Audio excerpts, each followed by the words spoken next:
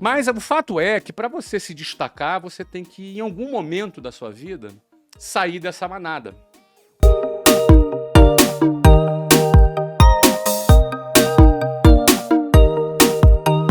Existe uma questão cultural na qual todos nós estamos envolvidos. Tá. Desde a escola, do ensino fundamental, do ensino médio, nós entramos num modelo acadêmico, num modelo de ensino, num modelo de escola, preparado para formar operários para as fábricas. Ok. O modelo de ensino nosso, ele data da Revolução Industrial. Então, aquela coisa da sirene tocando, não é? Aquela coisa do horário do almoço, aquela coisa bem de fábrica. Então, é um modelo que forma numa linha de montagem mão de obra para o mercado. E que bom, porque o mercado precisa de mão de obra. Então, tá tudo certo.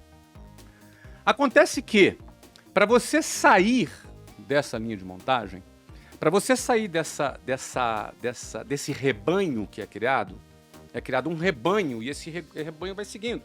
Um boi na frente do outro. Então, a visão do boi de trás é a bunda do boi da frente, com o rabo balançando de um lado para o outro. Então, você passa a sua vida enxergando a bunda do boi da frente. Perfeito. Sair dessa linha de montagem requer muita coragem, não é fácil. Porque, mal ou bem, seguir a boiada dá uma sensação de segurança. Você está todo mundo indo para um lado, você se sente mais seguro indo para o mesmo lado, quando, na verdade, você deveria justamente para o outro lado. Por que as pessoas se sentem mais seguras indo para o lado onde todos estão indo? Porque é o sentimento de manada, é o sentimento que você tem, que você é parte de uma massa. As pessoas gostam de fazer parte de um coletivo. Se der ruim, dá ruim. Dá ruim para todo mundo. Aí você tem desculpa. É como se fosse diluir o seu risco, entendeu? Eu estou diluindo o meu risco se eu estou junto com todo mundo. Também deve ter uma questão uma questão antropológica, essa questão da autoproteção. Se você, obviamente, num cenário mais hostil, se você voltar alguns milhões de anos atrás, você numa tribo, tu está muito mais protegido para lutar contra predadores, por exemplo. Mas o fato é que para você se destacar, você tem que, em algum momento da sua vida, sair dessa manada. Como você vai sair desse rebanho? O que é esse rebanho? Esse rebanho segue ensino fundamental, ensino médio, faculdade, emprego e INSS. É isso aqui, ó. É esse o ciclo. E morre. Certo. Tá? É esse aqui o ciclo. Pobre, geralmente estatisticamente pobre, dependendo do INSS, que não é uma coisa tão recomendável assim. E no momento onde a gente tem um déficit grande, então assim, ter muitas reformas. E a tendência é ele se aposentar nunca e diminuir o benefício, porque a conta não fecha. O número de entrantes é sempre menor do que o número de beneficiados, porque os velhos demoram mais a morrer, que bom, porque a medicina avançou, e os casais têm cada vez menos filhos. Perfeito. Então, estatisticamente, você vai ter menos pessoas trabalhando no futuro para pagar mais velhos recebendo. Mas então, deixa o eu fazer uma resultado. pergunta. As massas geralmente estão erradas? A unanimidade costuma ser chamada de burra. A voz do povo não é a voz de Deus, não é? E você, quando segue a maioria, tu vai ter o resultado da maioria. A gente está falando aqui, o nosso assunto é para ter sucesso. Certo. Nosso assunto aqui é ter sucesso. O que seria a definição do sucesso nesse nosso papo Muito agora? bom. Bom, em primeiro lugar, sucesso não é ganhar muito dinheiro. Sucesso é cumprir sua missão. Não é porque não é, ou não é porque não é suficiente apenas o dinheiro como a métrica de sucesso? Na minha visão, não é porque não é. Entendi. Na minha opinião, na minha visão, na minha definição de sucesso, é cumprir a sua missão. Mas espera, Desculpa, Kaique, só para concluir a equação. Tá. É cumprir a tua missão. Geralmente, quando você cumpre a sua missão, você cumpre com sucesso a sua missão, geralmente você vai ganhar dinheiro. Por que é geralmente? Porque pode ser que a tua missão seja salvar as baleias no Oceano Índico. Talvez a sua missão seja cuidar dos necessitados da África. Eu não sei se alguém vai ficar rico cuidando dos necessitados da África, mas ele vai ser um cara bem sucedido. Se ele terminar a vida dele cumprindo a missão dele, ele vai ser um cara bem sucedido. No final do filme, A Lista de Schindler, ele tem um cara se lamentando profundamente, chorando compulsivamente, porque ainda tinha um relógio. E aí ele percebeu que ele poderia ter comprado alguns judeus a mais para poder salvar esses judeus. Ou seja, na concepção dele, o relógio com o qual ele terminou a vida dele deixou ele triste, porque ele, apesar de ter salvado milhares de judeus, ele poderia ter salvado 1 ou 2 a mais. Então, ou seja, na concepção daquele cara, o sucesso dele não era ser rico. Mas geralmente... Mas a riqueza dele, naquele exemplo específico, poderia ter comprado mais sucesso. Poderia ter Ou seja, comprado. o relógio dele, que era um bem Claro. material, poderia ter, nesse caso, Ele salvado usou, mais pessoas. ele usou 99,9% da riqueza dele. No final da vida, ele viu que tinha um relógio. Quem viu esse filme, que não viu, recomendo. É um filme longo, mas é um filme profundo. Preto e Mas, branco. se a gente pegar esse único exemplo, onde, cara, um relógio a mais poderia ter ajudado ele a alcançar mais do objetivo dele, do sucesso dele, logo, o dinheiro, ele está diretamente ligado também à realização. Mas eu falo de dele um como sucesso. consequência.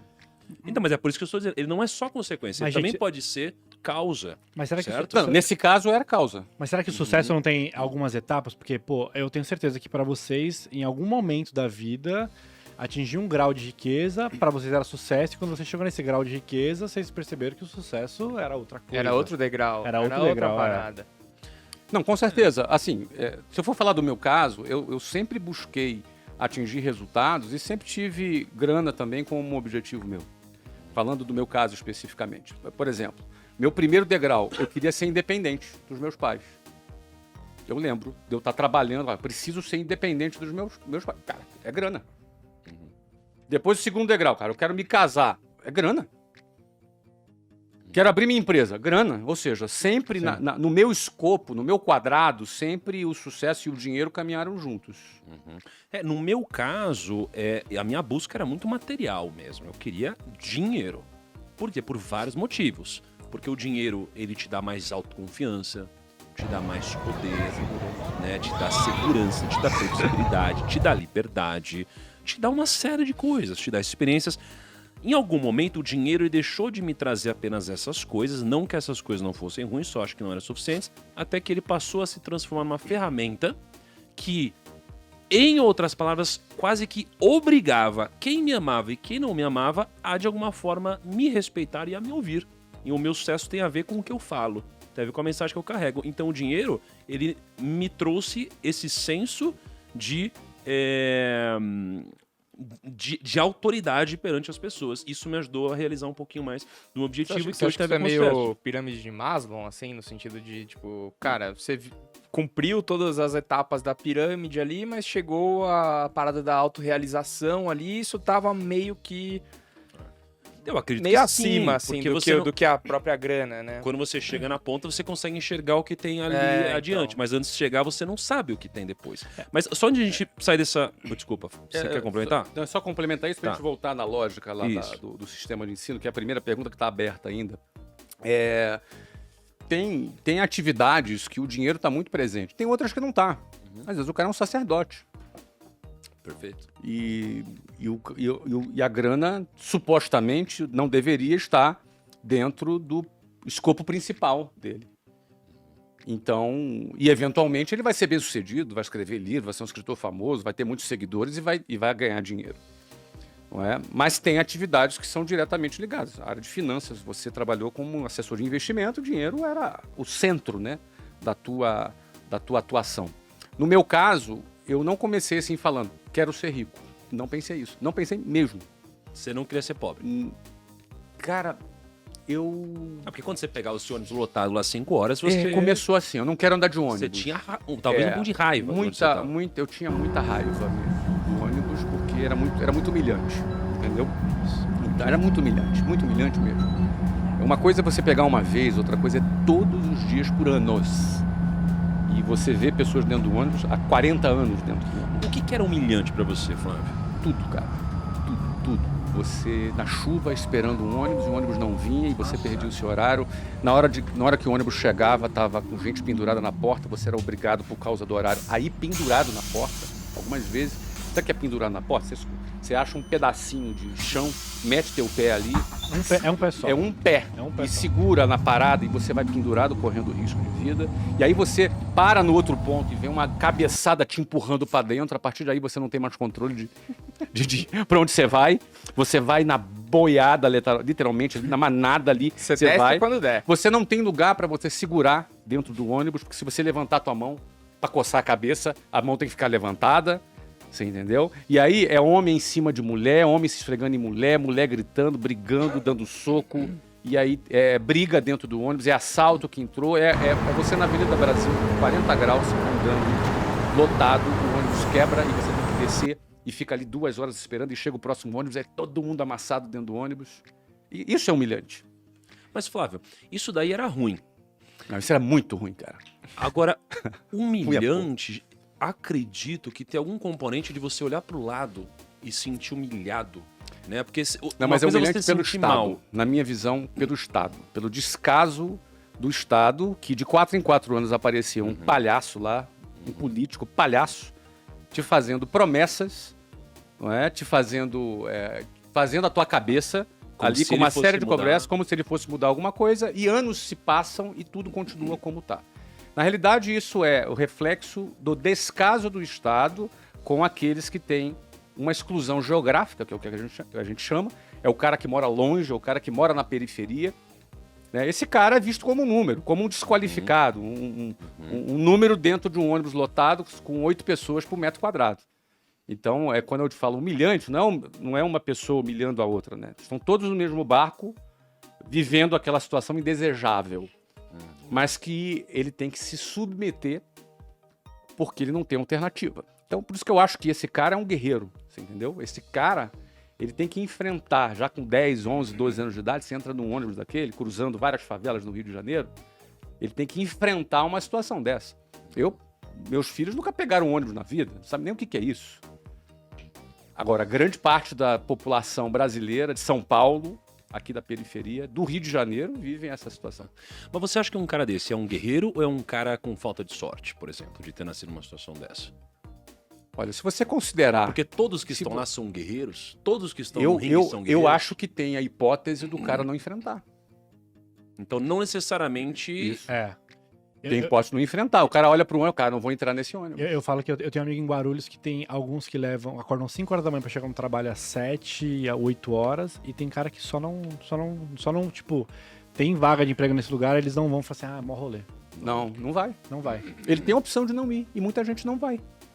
É o famoso nem trabalha nem estuda. A gente tava falando sobre, eu tinha perguntado sobre se a maioria das pessoas são bundonas, né? E a gente tava falando sobre as massas. Sobre as massas, sobre a escola, sobre o modelo educacional. Modelo.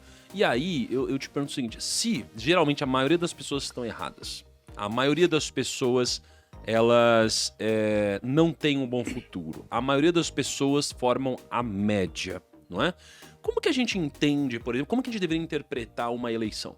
Como a gente deveria interpretar, por exemplo, a democracia, onde a maioria vota? Né? Deixa eu dar um passo atrás para fechar a primeira pergunta. A maioria é bundão? A maioria tá errando? Eu penso que a maioria, todos nós, eu estudei em escola pública, as pessoas elas são treinadas para poderem entrarem nessa linha de montagem. Perfeito. A pergunta é, para você ter sucesso, para você se destacar, para você cumprir com excelência a tua missão e, eventualmente, se você enriquecer, uma coisa é fato. Se alguém pergunta assim, olha, existe fórmula para o sucesso? Eu não acredito em fórmula para o sucesso. Tá. Mas existe fórmula para a mediocridade, que é seguir a linha de montagem. Perfeito. Porque se você faz o que todo mundo faz, você vai chegar no mesmo lugar que todo mundo chega. Por analogia, por pura lógica. Se você dá todos os passos que todo mundo dá, você necessariamente vai chegar no mesmo lugar que todo mundo chega. E na melhor das hipóteses, você estar na média já é uma vitória. Entende. E a média é a mediocridade. Mediocridade é o lugar da média, das médias. E a maioria vai estar nas médias, com essa razão de Pareto, 80-20, 80%. Não é? Vai produzir 20% e 20% vai produzir 80%. Então, a maioria vai ficar nas médias. Mas a maioria por quê? Porque são as pessoas que vão seguir esse modelo, porque é muito difícil sair desse modelo.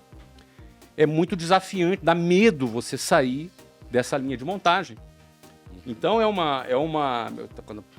alarme aqui. Achei que então, tava pegando fogo. Não. Aqui. Então essa Deve ser porque eu tô falando assunto polêmico, aí tocou lá. Né?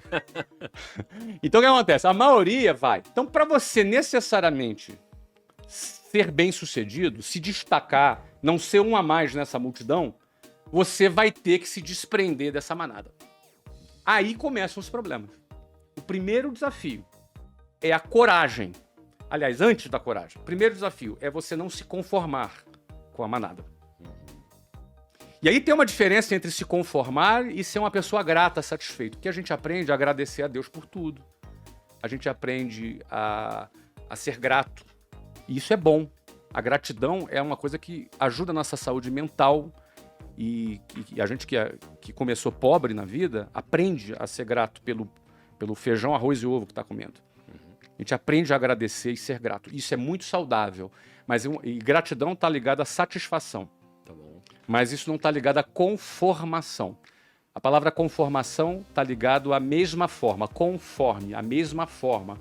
Quando você se conforma, você ganha a mesma forma da manada. Se você se conforma, você será como a manada. Vai mugir como a manada. Vai andar dentro dela. Mas o primeiro desafio é você olhar para aquilo e falar, eu não quero isso aqui. O primeiro desafio, quem assistiu o filme Formiguinhas, antigão, fala justamente de uma formiguinha que não queria ser como formigueiro. Teve vida de inseto, também tem o mesmo arquétipo. Mesmo arquétipo. Então, o primeiro desafio é você olhar e falar, eu não quero isso aqui. O que é isso aqui? Você não quer A vida que trabalhar eu com levo. os outros, a vida que eu levo, o resultado que os outros O têm. futuro que tem. Porque quem não se conforma, ele pensa assim, eu estou seguindo a manada e eu vou chegar até onde nisso? Eu não vou chegar a lugar algum. Ele consegue pensar um pouco à frente. Eu tinha uma mulher no ônibus que eu pegava, eu evito falar, nunca mais eu encontrei, mas o nome dela era Ilka. E a Ilka, ela era a prefeita do meu ônibus. Prefeita do ônibus. Caralho. Funcionava assim. A gente pegava um ônibus no ponto Prefeita final. do ônibus é foda. E ela era que organizava tudo. Ela era a xerifona, entendeu? Organizava tudo. Natal tinha amigo secreto, amigo ônibus? oculto no ônibus. Caramba, velho. Uma pessoa ou outra fazia aniversário, ela chegava lá, tinha um monte de bolinha dentro do ônibus. Cara, Então, ela tentava transformar aquele ambiente hostil numa coisa mais agradável. Achava bonito o trabalho da Ilka, mas ela há 40 anos pegava aquele ônibus. E eu olhava para a Ilka e me dava um certo desespero, porque eu olhava para ela e falava, eu não quero estar aqui daqui a 40 anos. eu não quero ser a Ilka. Eu não quero ser a Ilka. Eu não quero estar aqui daqui a 40 anos. Por mais bonito que fosse aquele trabalho, era um trabalho de quem se conformou. Ela ganhou a forma. Eu não quero ganhar essa forma. Você entendeu? Então, tem uma imagem que eu costumo falar, que é quando eu pegava lá um ônibus 5 horas da manhã, e no inverno é de noite no Rio de Janeiro. E como é um pouquinho mais frio do lado de fora, e você tem ali 8 pessoas por metro quadrado respirando no mesmo lugar, Uhum. É um ficava ar-condicionado um gostosinho. bafo que embaçava todos os vidros. Então eu lembro que em situações como essa, eu ficava ali de frente para uma janela, do lado de fora escuro, e a gente passava a mão ali no vidro, com aquela baba, né? Aquele vapor d'água ali que era resultado da nossa respiração. A gente passava ali e eu ficava olhando para o meu reflexo no espelho no ônibus. E eu me via naquela situação. E eu me recordo bem de falar, cara, eu vou sair daqui. Eu não quero ficar aqui. Uhum. Aqui não é o meu lugar. Nossa, Então, legal. eu acho que o primeiro ponto é você dar um basta para você não se conformar com aquilo. A primeira coisa. Esse é o primeiro ponto. Porque a gente acaba se acostumando na nossa vida e tolerando determinadas coisas. Porque eu acho que o cara também o cara que tá nessa situação, ele consegue, se ele parar agora e olhar ao redor dele, ele consegue ver alguém que tá igual que tava 10 anos atrás dele. Ele consegue talvez ver um pai, um tio que vai estar daqui 20 anos na situação dele, ele vai ver que, tipo, Daqui a 30 anos eu tô aqui. se você não fizer nada, você, tipo, literalmente, você vai estar sentado no mesmo lugar, reclamando das No mesmo mesmas lugar. coisas, fazendo as mesmas coisas. Então, acho que isso aí é uma coisa que alguns pensam, outros não pensam. Outros talvez não pensam porque se conformaram ou porque é mais Você acha que confortável. Você acha que é possível não ter a capacidade de entender que você faz parte da manada e aonde você vai chegar se você continuar fazendo o que você faz? Não Você acha ter que a Você capacidade? acha que é possível não ter essa capacidade? Ou você acha que não? Eu acredito que todos são capazes. Eu acredito que a inteligência, o cérebro humano, ele é muito capaz, só que ele é condicionável. Ele é condicionável, como tudo na nossa vida. É porque, às vezes, assim, vamos supor que para alguns é mais difícil do que para outros, não é? Na mesma situação, no mesmo ônibus que você estava. Às vezes, se você é uma pessoa, eu vou dizer talvez com um baixo discernimento ou com uma baixa herança de educação familiar, ou seja lá o que for, cara, se você não tiver um estímulo de fora, às vezes você não vai se ligar que é possível. Não tenho Você nenhuma sair dúvida. de lá. Não tenho nenhuma. Só Concordo. que da onde vai vir Concordo. esse estímulo? Olha aqui, ó. Tanto concordo que o trabalho que eu faço na internet é de dar esse estímulo, entendeu? O trabalho que eu procuro fazer na internet é de dar esse estímulo para que as pessoas pensem. Eu acho que essa conversa que a gente está tendo aqui agora, ela dá esse estímulo para que as pessoas reflitam. Fato é que, por alguma razão, e não creio que seja por causa dos meus pais, eu nunca ouvi isso, mas por alguma razão, eu, dentro daquele cenário, eu tinha uma decisão. Não quero ficar aqui. Então, esse questionamento, muitos não questionam, simplesmente seguem. Algumas pessoas questionam. Eu acho que todos deveriam questionar e todos têm a capacidade de questionar. Mas será que a galera não é meio limitada com a visão? Porque eu acho que o pessoal tá mais preocupado com o que eles vão fazer sábado, domingo, ou o que... Sabe, tipo... Mas, Kaique, eu Ele só também consegue- era Ah, mas limitado com a visão. Cara, eu tenho dúvidas se todos têm a capacidade de questionar, porque se Então, questionar é muito mais difícil do que afirmar. É muito mais difícil que responder. Porque, Não, cara, eu eu- acho que pra ele é mais fácil, ele só consegue ver 7 dias à frente dele. Ele não consegue pensa ver... assim, ó, o Google Mas era o meu caso. Eu tinha uma visão limitada. Eu também tinha uma visão limitada. Mas era o fato, era o seguinte. Eu olhava, analisava aquilo, a conta pra mim não fechava. Eu fazia uma conta na minha cabeça. Eu pensava assim, cara, daqui a 30 anos eu vou estar aqui. Como essas pessoas que estão aqui. Só que eu não quero. Então, assim, quando você começa a questionar, o teu cérebro começa a pensar, cara, o que eu vou fazer para sair daqui? Eu não tinha as respostas ainda. Sim. Cara, questionar é muito difícil. É. Claro que é Muito difícil. difícil. Porque é mais fácil seguir a boiada. É, mas você boiar. Óbvio. Agora, quando alguém te questiona e te faz pensar, isso é importante. Porque a gente parte da premissa que todas as respostas estão no Google. Se tudo está no Google, o que não está lá? A pergunta. E pensar na pergunta e refletir é muito difícil. Sim. Então, essa pessoa, ela não tem a capacidade... Talvez não tenha, sei lá, não seja tão simples ela refletir, ela se perguntar, mas se alguém fizer ela refletir, por exemplo, assistindo um podcast, um conteúdo seu, talvez ela consiga sair Concordo de lá. 100%. E essa é a razão porque eu gasto 1h30 em média por dia há 12 anos. Eu fiz a conta. Cara. Você consegue tentar pegar 2 isqueiros aqui pra mim, cara? Aliás, deixa eu pedir pro John. John, você consegue... É mais fácil. Você consegue pedir lá 2 isqueiros, encontrar 2 isqueiros Vai na nossa e área um que você vai copo achar. de água? Eu quero fazer um experimento aqui sobre isso. Eu vi. Você viu isso daí? E o maço de cigarro. Marlboro. Ah, Olha que interessante. Ó, em 12 anos, olha a conta. Ó, eu gastei 1h30 por dia, vezes 365 dias, Nossa, eu nem gosto de pensar nisso. dividido por Muito 60, pesado. dá 547 horas, dividido por 24, dá 22 dias, 22,8 dias por ano, vezes 12 anos. Eu gastei 273 dias, dividido por 30, eu gastei 9 meses inteiros, 24 horas, produzindo conteúdo gratuito na internet. Grande parte do meu conteúdo é estimulando as pessoas a pensarem, estimulando as pessoas a questionarem.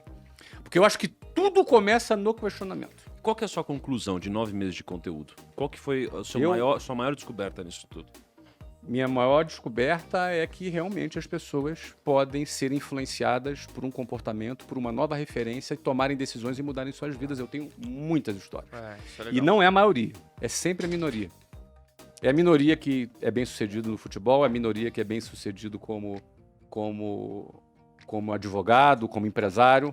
Mas eu sempre pensei assim, sabe? Eu sempre pensei assim, se uma pessoa só mudasse de vida, eu já estaria satisfeito.